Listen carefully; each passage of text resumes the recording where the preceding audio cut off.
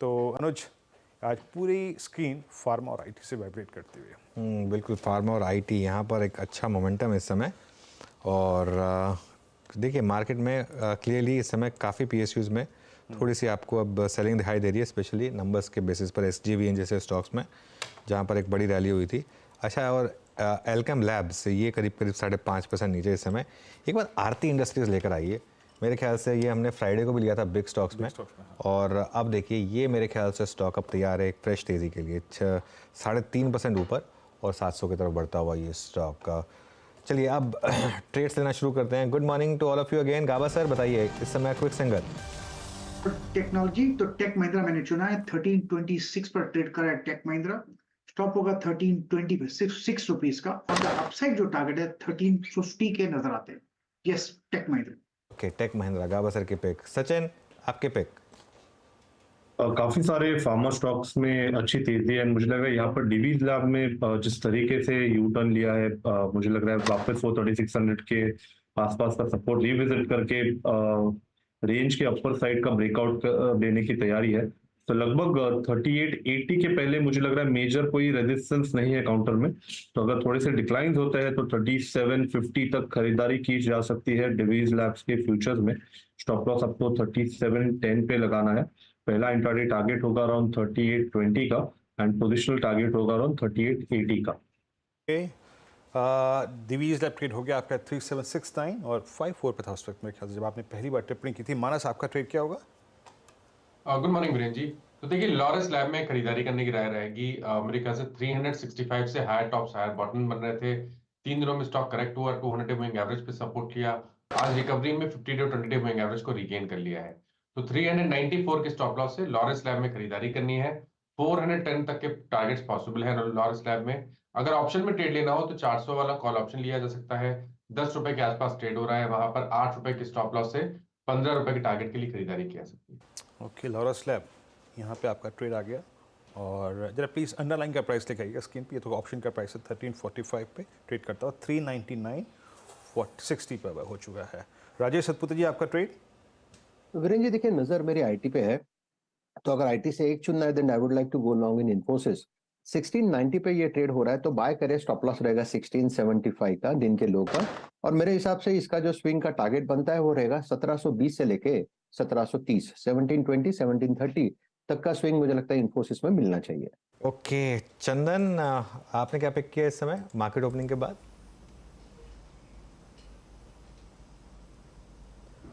देखिए मैं यहाँ पे सिलेक्टिव काउंटर देख रहा हूँ, कुछ ईवी काउंटर अच्छे लग रहे हैं। और एक स्टॉक में यहाँ पे देने के लिए जो रेडार पे रख रहा हूँ वो जियोफिन। जियोफिन में आप देखोगे 6 दिन पहले एक बड़ा मूवमेंट आया था जियो फाइनेंशियल।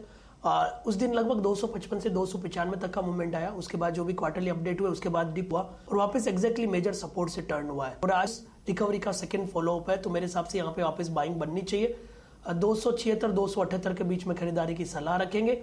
269 का स्टॉप लॉस है। यहाँ पे हमारा मानना है कि 290 292 तक के टारगेट आपको जियो फाइनेंशियल में बनने चाहिए। ओके, जियो फाइनेंशियल्स पे एक बाय ट्रेड है, पर याद रखिएगा जिस चैनल पे आप ये कॉल देख रहे हैं सीएनबी से आवाज़, ये उसी समूह की कंपनी है जिसके अंतर्गत ये चैनल भी आता है। तो कृपया अपने एक निजी राय इस ट्रेड के संदर्भ में या फिर इन्वेस्टमेंट कॉल के संदर्भ में ज़रूर सम्मिलित करें। कविता जी, गुड मॉर्निंग, आपका ट्रेड क्या है? Very good morning. मेरा ट्रेड होगा कैनफिन होम्स पर। कैनफिन होम्स वंस ये काउंटर अगर 820 के ऊपर निकल लेता है तो यहाँ एक अच्छे मूव बनते हुए दिखेंगे। एज ऑफ नाउ 813 पर है। रिस्क रिवॉर्ड यहाँ से फेवरेबल बनता हुआ दिखेगा। 804 का एक स्टॉप लॉस मेंटेन करें for the price target of 839 845 के लिए। ओके चलिए अब मयूरेश के पास चलते हैं, एक उनसे व्यू लेते हैं। मयूरेश, डिवीज लैब्स पर फ्रेश व्यू क्या होगा मार्केट रिएक्शन देखने के बाद?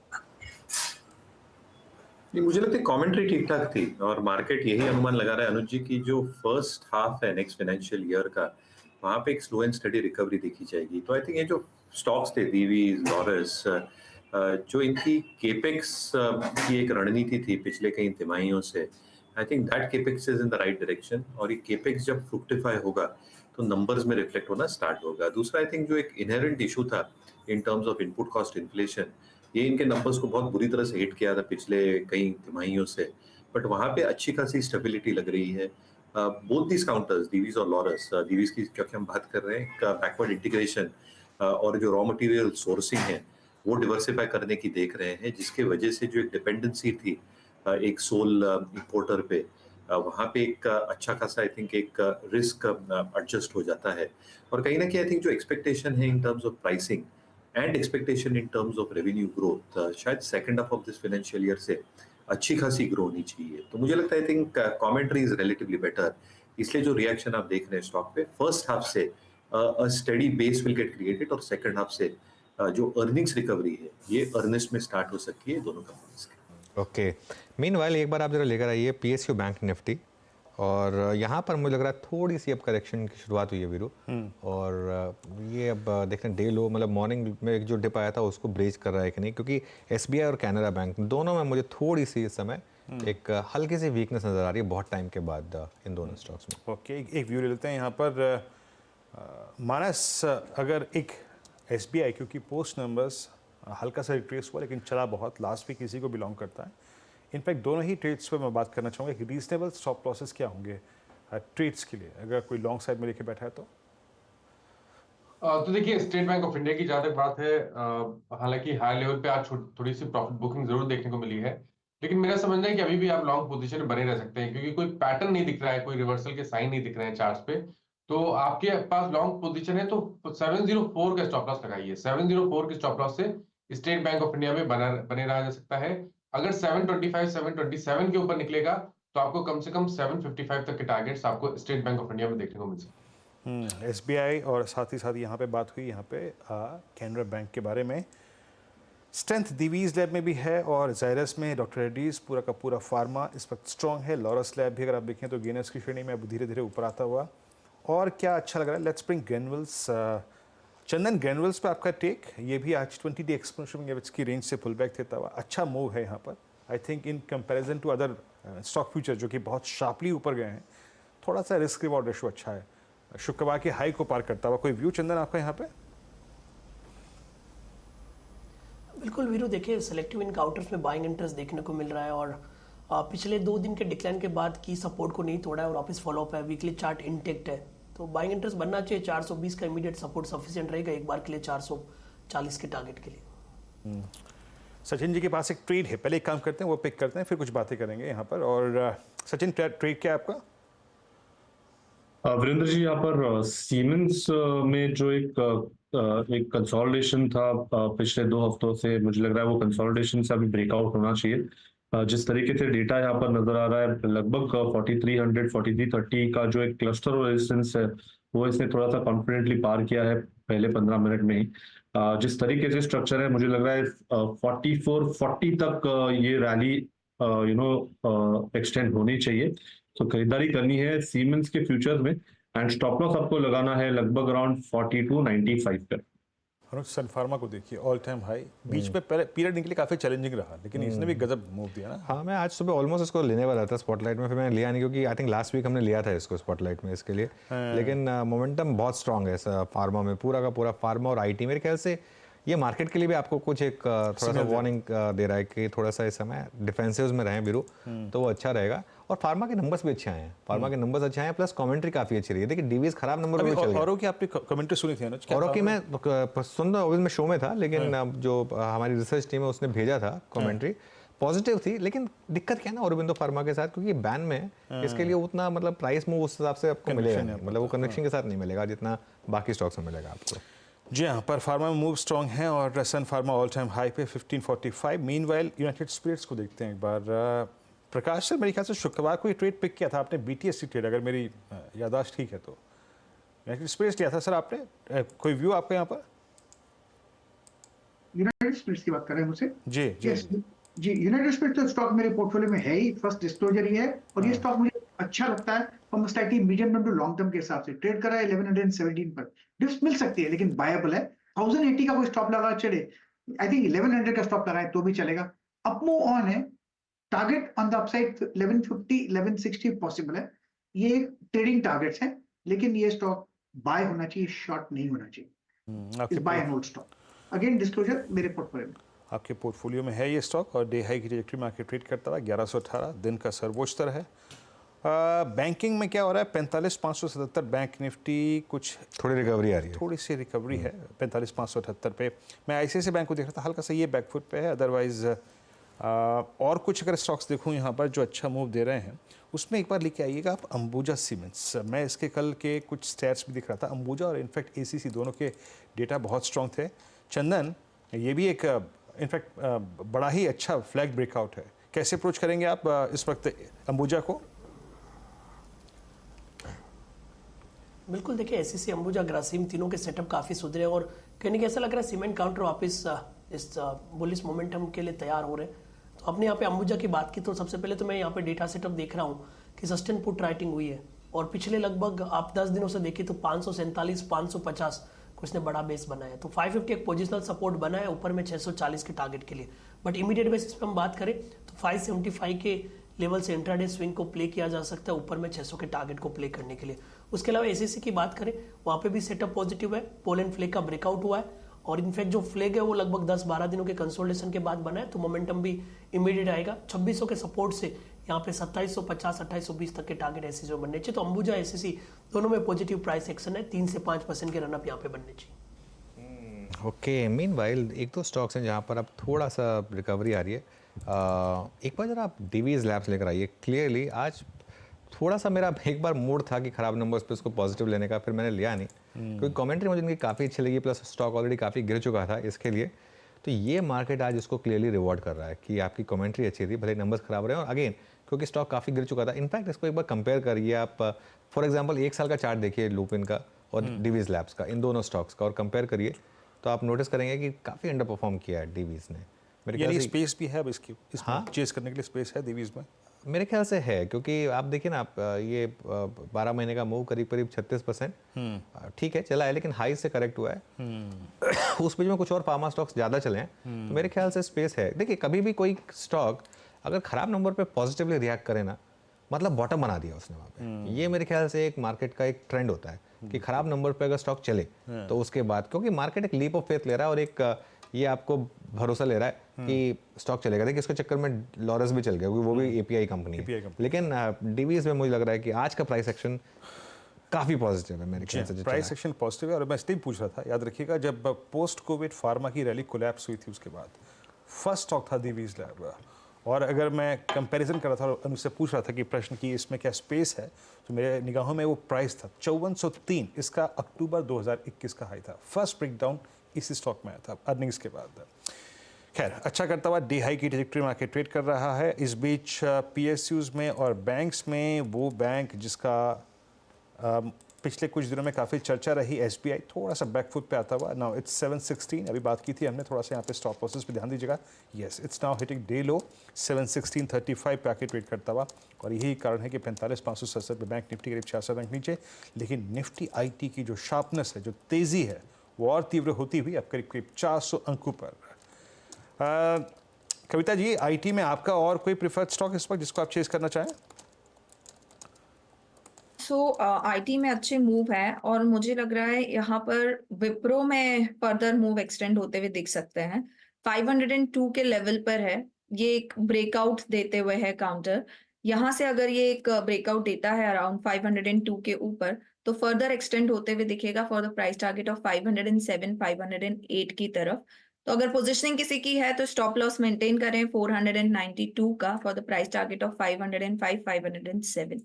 एक बार आरती इंडस्ट्रीज रिविजिट करते हैं वीरो, क्योंकि अब एफएनओ का टॉप गेनर बन गया है। 700 क्रॉस करने की तैयारी यहाँ पर हो रही है। सचिन जी, कोई व्यू इस पर, आरती इंडस्ट्रीज पर? ये केमिकल स्पेस में इकलौता आउट परफॉर्मर रहा है पिछले 4-5 महीने में। अनुज जी, इनफैक्ट यहाँ पर हमने एक लॉन्ग बायस दिया था इंट्राडे के लिए आते, एंड जो टारगेट हम एक्सपेक्ट कर रहे हैं 725 का ऑन द फ्यूचर्स, मुझे लग रहा है वो हासिल होना चाहिए। अभी मैंने थोड़ा सा पार्ट प्रॉफिट बुक करने की सलाह दी है, बट जिस तरीके से ओवरऑल स्ट्रक्चर है मुझे लग रहा है 725 तक की एक रैली बन सकती है। सो स्टॉप लॉसेस ट्रेल करने चाहिए 685 के आसपास, एंड मुझे लग रहा है बने रह सकते हैं 725 के टारगेट के लिए। ओके, वाकई मूव अच्छा 702। Now it's top derivative gainer Aarti Industries करीब 5% ऊपर। हमारे रोल ओवर एनालिसिस में भी निकल के आया था ये याद होगा आपको। एक मात्र केमिकल स्टॉक है ना। हाँ। यस, 70% का सिद्धांत जिस पे लागू था, लेकिन उसमें एकमात्र ऐसा स्टॉक जिसमें स्टैट्स स्ट्रॉन्ग थे। विप्रो मीनवाइल डे हाई पर आके ट्रेड करता हुआ और निफ्टी आईटी अब लगभग 400 अंकों पर। राजेश जी, विप्रो पे आपका टेक?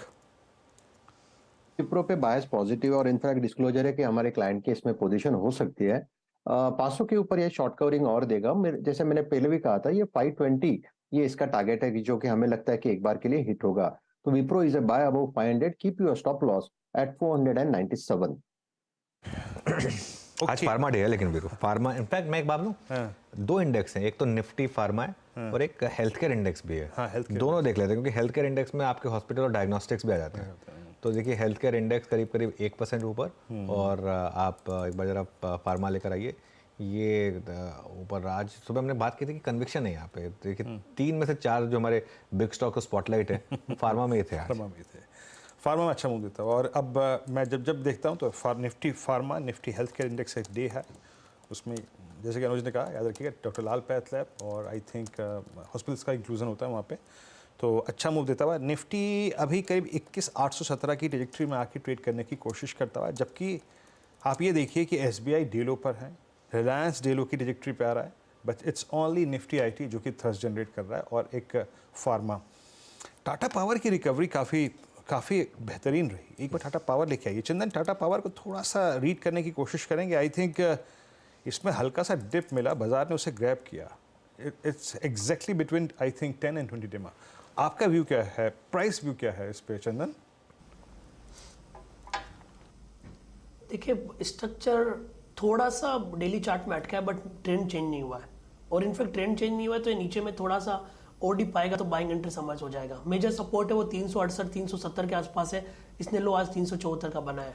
वीकली चार्ट में जरूर हाई टॉप हाई बॉटम को थोड़ा सा पोज लिया है, but again buy on decline यहाँ पे आएगा। तो पिक वाली की नहीं सलाह रहेगी, इनफैक्ट बाय ऑन डिक्लाइन की सलाह रहेगी। थोड़ा सा और हल्का सा डिक्लाइन बने तो 370 के सपोर्ट से इसको लेने की सलाह रखेंगे 395 प्लस तक के टारगेट के लिए। और टाटा पावर आपकी स्क्रीन पे, और एक स्टॉक लिखे आइए जोमेटो। अनुज, वो 43-53 वाला स्टॉक 153 हो गया। अरे हाँ, देखिए 53 के तो खैर वो कोई अब वैल्यू नहीं है वीरू, लेकिन हाँ ऑब्वियसली वहाँ पर बॉटम बना था। बात खूब हुई थी उसको। हाँ बात खूब हुई थी, लेकिन इस पर हम पॉजिटिव हुए थे जब करीब करीब 101-102 इसने क्रॉस किया था। मतलब मैं झूठ नहीं बोलूँगा, उसके बाद ही पॉजिटिव हुए थे, उससे पहले मैं पॉजिटिव नहीं था। उससे पहले तो मेरा व्यू नेगेटिव ही था इस पर। लेकिन एक चीज़ मैं बताऊँ, इस कंपनी ने काफ़ी काम किया है, ना सिर्फ अपनी प्रॉफिटेबिलिटी पर मैं क्योंकि स्विगी और जोमेटो दोनों यूज़ करता हूँ, मैं हमेशा नोटिस करता था कि इंटरफेस किसका बेटर है। तो पहले मुझे स्विगी का पसंद था, लेकिन इन्होंने काफ़ी मेहनत की अपने इंटरफेस पर, अब इनका इंटरफेस वाकई में काफ़ी अच्छा हो गया। और ये आई थिंक प्रॉफिटेबिलिटी पे फोकस, ब्लिंकिट जो एक तरीके से रेस्क्यू एक्ट माना जा रहा था, उसको जिस तरीके से इन्होंने टर्न अराउंड किया है, आई थिंक ये चीज़ें हैं जो काफ़ी पॉजिटिव आ रही हैं यहाँ पर। अब बस ये है, एक चीज़ हो जाती है, जब स्टॉक प्रॉफिटेबल हो जाते हैं तो वहाँ पर अब प्राइस आने लगना शुरू हो जाता है। अब यहाँ पर FY 26 के हिसाब से एक रिपोर्ट आई थी, आई थिंक पता नहीं किसकी थी, मेरे को याद नहीं, नमूरा की थी या किसकी थी, वो FY 26 के हिसाब से अब वैल्यूएशन कर रहे हैं और 50 टाइम्स 55 टाइम्स को जस्टिफाई कर रहे हैं। हो सकता है वो सही भी हो, लेकिन बिल्कुल खैर इसमें नो डाउट्स अबाउट इट कि इन्होंने टर्न अराउंड किया, इसमें कोई डाउट नहीं। ये स्टॉक्स में जो हलचल है, हमें मैं नाम नहीं लेना चाहूँगा, उसका भी इम्पैक्ट है क्या थोड़ा सा? हाँ ऑब्वियसली बिल्कुल नहीं, उसमें नाम क्या है, पेटीएम का जो लॉस है उसका इम्पैक्ट यहाँ भी है, क्योंकि कई लोग हैं जो न्यू एज कंपनीज में जिन्होंने दोनों में पोजीशन ली होगी, ऑब्वियसली कई लोग पेटीएम से निकले होंगे और पेटीएम से पैसा निकाल के जोमेटो में लगाया होगा, इसमें कोई डाउट नहीं हो। मैं तो एक चीज़ और बोल रहा हूँ, मैं अभी भी बोल रहा हूँ कि पेटीएम में ना ये अब इस समय आप ये टेम्पटेशन में ना आए कि अब ये स्टॉक इतना सस्ता हो गया मैं ले लूँ इसको। देखिए RBI है, कोई छोटी मोटी चीज़ नहीं है, इस चीज़ को ध्यान रखिए। RBI कभी भी कोई एक्शन लेता है ना तो वो कुछ सोच समझ के लेता है, ऐसे नहीं है कि उन्होंने 100% उन्होंने कुछ ना कुछ नोटिस किया होगा तभी उन्होंने इस तरीके का एक्शन लिया है, ठीक है ना। इसके लिए इसमें कोई बहादुरी नहीं है इसमें कि आपको ये लेना है, पेटीएम लेना ही लेना है। एक बार के लिए ट्रेडिंग रैली प्ले आउट हो गई उसमें, वो अलग बात है, वो अपनी जगह है, लेकिन जब तक इसमें क्लैरिटी ना आए मेरे ख्याल से रैली में निकलने में ही आपकी भलाई है। ये बात भी मैं कहूँगा पेटीएम के ऊपर। और एक टाइम में पॉजिटिव था पेटीएम पे, लेकिन अब वो जो प्राइस एक्शन है या जो रेगुलेटरी एक्शन है वो ऑब्वियसली जिस तरीके से आया है तो वो नेगेटिव है, उसमें कोई डाउट नहीं है। कंपनी ग्रेट है या नहीं है, ब्रांड ग्रेट है या नहीं है, वो अपनी जगह है, लेकिन रेगुलेटरी एक्शन है, वो रेगुलेटरी एक्शन वो भी RBI जैसे रेगुलेटर का है, आपको उसको समझना पड़ेगा, बिल्कुल समझना पड़ेगा। बिल्कुल। मीनवाइल एक ट्रेड यहाँ पे स्पॉट हो रहा है और मानस अपोलो अब ये 23 जनवरी का और परसों का हाई क्रॉस करता हो, यानी शुक्रवार का। हाँ, अपोलो हॉस्पिटल 6400 की कॉल मुझे याद आता है आपने दी थी, है ना? गलत तो नहीं हूँ मैं? 6400 की कॉल है ना? अब बताइए क्या करें उस कॉल पे और अब प्राइस व्यू।